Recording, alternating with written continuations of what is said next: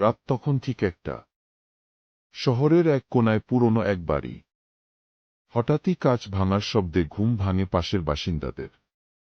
পরদিন সকালে লোকজন দেখতে পায় মেঝেতে পড়ে আছে এক যুবকের নিথর দেহ। পুলিশ এসে দেখে দরজা ভেতর থেকে বন্ধ, জানালা অল্প খোলা। খুনের অস্ত্র এক ছুরি, যা এখনো রক্তে ভেজা। কিন্তু সবচেয়ে অদ্ভুত ছিল, মৃতের হাতে ধরা ছিল একটা চিঠি।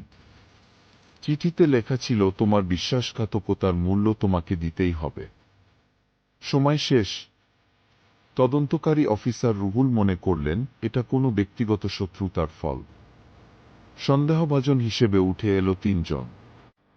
মৃতের সাবেক ব্যবসায়িক অংশীদার, তার প্রেমিকা এবং এক প্রতিবেশী যার সঙ্গে সম্প্রতি ঝগড়া হয়েছিল। কিন্তু কেউই স্বীকার করল না খুনের কথা।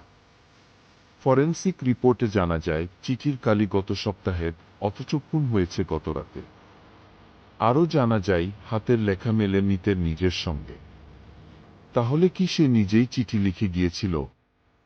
অফিসার রুহুল বুঝতে পারলেন এটা ছিল আত্মহত্যা নয়, আত্মহত্যার ছদ্মবেশে ঠান্ডা মাথায় করা খুন। কারণ ময়নাতদন্ত বলছে ছুরির কোপ এমন জায়গায় যেখান থেকে রক্তক্ষরণে মৃত্যু নিশ্চিত, যা নিজে করা অসম্ভব। চিঠির পেছনে থাকা আঙুলের ছাপ মেলানো হয় সাবেক অংশীদারের সঙ্গে। শেষমেশ সে স্বীকার করে প্রতারণা ধরিয়ে দেওয়ার ভয়ে সে খুন করেছিল।